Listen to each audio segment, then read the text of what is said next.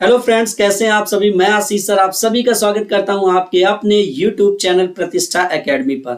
दोस्तों, इस वीडियो में आपको आईएएस से रिलेटेड संपूर्ण जानकारी मिलने वाली है। तो अगर आप आईएएस बनना चाहते हैं तो इस वीडियो को पूरा देखिएगा। देखिए, शुरू करते हैं। देखिए, एलिजिबिलिटी क्या है। एलिजिबिलिटी में सबसे पहले बात करेंगे एज लिमिट। देखो जरा, आयु सीमा कितनी होनी चाहिए। कम से कम 21 वर्ष और अधिकतम 32 वर्ष होना चाहिए। क्वालिफिकेशन की बात करें तो कम से कम ग्रेजुएशन होना चाहिए। बीए हो, बीएससी हो, बीकॉम हो, कुछ भी हो, बट ग्रेजुएशन होना चाहिए। नंबर ऑफ अटेम्प्ट्स, देखो जरा यहां पर किस कैटेगरी को कितने अटेम्प्ट्स मिलते हैं।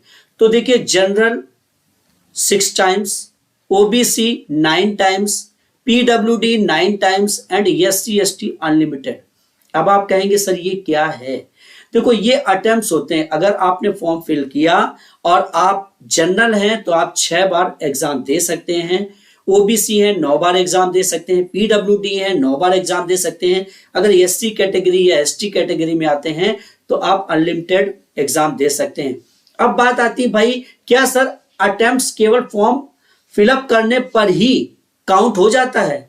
तो बिल्कुल ऐसा नहीं होता है। देखो, आपका अटेम्प्ट्स काउंट तब होगा जब आप एग्जाम हॉल में पहुंच जाएंगे और साइन कर देंगे। साइन करेंगे तो जाहिर सी बात आप कम से कम प्रीलिम्स का फर्स्ट पेपर तो दे के ही आने वाले हैं। तो अगर आप फर्स्ट पेपर दे देते हैं तो आपका अटेम्प्ट्स काउंट होता है, वरना कोई भी अटेम्प्ट्स काउंट नहीं होगा केवल फॉर्म के फिल करने पर। बहुत सारे लोग ऐसे फॉर्म फिल करते हैं, फिर एग्जाम नहीं दे पाते तो उनका अटेम्प्ट्स काउंट नहीं होता। ये याद रखना, जब तक आप कोई एक पेपर नहीं दे देते तब तक आपका अटेम्प्ट्स काउंट नहीं होता। और जनरल कैटेगरी 6 बार पेपर दे सकते हैं, मतलब 6 बार आईएएस का फॉर्म चाहे जितने बार भरें, बट पेपर 6 बार जाकर दे सकते हैं। ओबीसी 9 बार, पीडब्ल्यूडी 9 बार और एससी एसटी अनलिमिटेड। ठीक है, अब हम बात करते हैं कि भाई इसका पैटर्न क्या होगा, एग्जाम का पैटर्न क्या होता है आईएएस के। तो आईएएस जो है वो 3 बार एग्जाम कराता है। कौन कौन से और किस किस तरीके से, देखो जरा। एक तो प्रीलिम्स होता है जिसे प्री कहते हैं, ये मेंस है और ये इंटरव्यू है। ठीक है, 3 स्टेज में एग्जाम होता है। प्रीलिम्स में क्या होता है जरा देखो, ये ऑब्जेक्टिव क्वेश्चन होते हैं। कैसे क्वेश्चन होते हैं यहाँ पर, सबसे पहले आपको प्रीलिम्स देना होता है जहां पर ऑब्जेक्टिव क्वेश्चन मिलते हैं।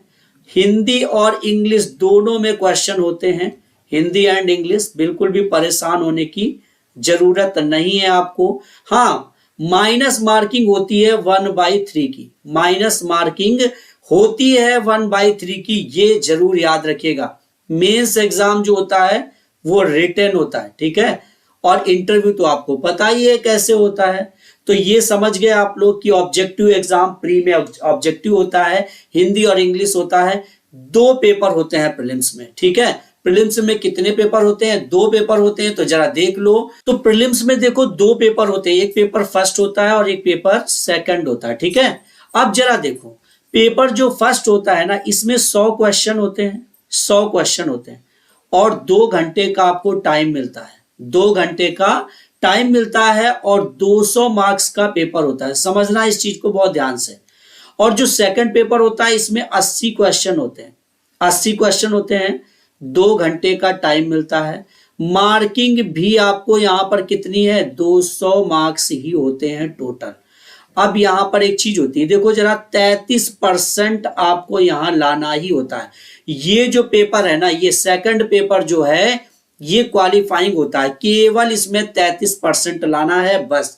और इस वाले फर्स्ट पेपर से आपको मेरिट आपकी बनती है, लेकिन ये मेरिट तभी बनेगी जब आप यहां से 33% लेकर आ जाएंगे तो आपका ये वाला पेपर काउंट होगा, मेरिट बनेगी। अन्यथा आप फेल माने जाएंगे, चाहे आपके फर्स्ट पेपर में कितने भी मार्क्स आ गए हो, चाहे आप पूरे में पूरे नंबर ले आए हो, लेकिन आप 33% अगर यहां पर नहीं लाए तो आपकी मेरिट काउंट ही नहीं होगी।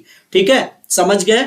अब बात करते हैं मेंस की। जरा देखो मेंस एग्जाम कैसे होता है। मेंस में सबसे पहले पेपर ए और पेपर बी, इन पर हम डिस्कस करेंगे। देखो, जो हमारा इंडियन कॉन्स्टिट्यूशन है ना, इसमें जो 22 भाषाएं हैं, 22 भाषाएं जो ना 22 लैंग्वेजेस जो हैं, इनमें आप किसी भी लैंग्वेज में किसी भी लैंग्वेज में पहले आप एग्जाम देंगे। समझ आ गया आपको? किसी भी लैंग्वेज में। और ये वाला जो होता है ये इंग्लिश कंपलसरी होता है, आपको जनरल इंग्लिश तो आनी ही चाहिए, कंपलसरी होता है पेपर। बस अंतर ये होता है कि यहाँ पर 25% पासिंग चाहिए और यहाँ भी 25% पासिंग चाहिए। दोनों ही क्वालिफाइंग होते हैं, दोनों ही क्या होते हैं, दोनों ही क्वालिफाइंग होते हैं, इनकी मेरिट नहीं बनती, इसको आप समझ लीजिए। अंतर यह है कि जो ये पेपर फर्स्ट है ना, ये कुछ स्टेट्स के लिए जरूरी नहीं है, जैसे अरुणाचल प्रदेश, नागालैंड, मिजोरम, मणिपुर, सिक्किम, इन स्टेट्स के लिए ये वाला पेपर ये देना चाहे तो दें और नहीं तो ना दें, कोई बात नहीं, ठीक है। तो ये जो स्टेट्स हैं इनके लिए ये पेपर जरूरी नहीं, बाकी सभी स्टेट्स के लिए पेपर बहुत जरूरी होता है। समझ गए? अब बात करते हैं मेंस की जो मेरिट लिस्ट बनती है वो सर काउंट कैसे होती है और किन किन पेपर से काउंट होती है। तो देख लो मेरिट लिस्ट के लिए काउंट करने वाले पेपर कौन से हैं। अब जो वो पेपर थे क्वालिफाइंग पेपर थे, ये वाले क्या थे, केवल क्वालिफाइंग थे, ठीक है। ये आप इसमें क्वालिफाई हो जाते हो तो ये पेपर आपके काउंट होंगे। देखो जरा, पेपर फर्स्ट जो होता है वो ऐसे का होता है, ठीक है, ऐसे लिखना होता है आपको, और ये 250 का होता है, ठीक है। कितने नंबर का होता है? 250 का। सभी पेपर 250 के ही होते हैं, ठीक है। पेपर 2 जो होता है वो जनरल स्टडी का होता है, जीएस फर्स्ट का पेपर होता है, ठीक है। जो पेपर थर्ड होता है इसमें जीएस सेकंड का पेपर होता है। जो पेपर फोर्थ होता है, देखो पेपर फोर्थ में जनरल स्टडी थर्ड होता है, और पेपर फिफ्थ जो होता है, जो 5वां पेपर होता है, उसमें जनरल स्टडी फोर्थ होता है, ठीक है। और सभी देखो 250 250 250 सभी 250 के हैं। समझ आ रहा है इतना? अब जरा देखो पेपर 6 और 7 इसको समझ लो। जो पेपर 6 होता है और पेपर 7 होता है ये ऑप्शनल होता है। ऑप्शनल एक सब्जेक्ट आपको ऑप्शनल लेना होता है, आपकी मर्जी, वो आप सब्जेक्ट चूज करेंगे, आप हिस्ट्री लीजिए, ज्योग्राफी लीजिए, कुछ भी लीजिए, तो वो आपका ऑप्शनल होगा। उस ऑप्शनल एक सब्जेक्ट के 2 पेपर होते हैं। तो देखो 6 वाला जो पेपर 6 होगा ये ऑप्शनल फर्स्ट होगा, और जो पेपर 7 होगा इसमें ऑप्शनल सेकंड पेपर होगा। ये भी देखो 250 और 250 के होंगे। समझ आ गया इतना? सभी जितने भी पेपर होंगे ये 250 के होंगे। टोटल आपके 7 पेपर होते हैं।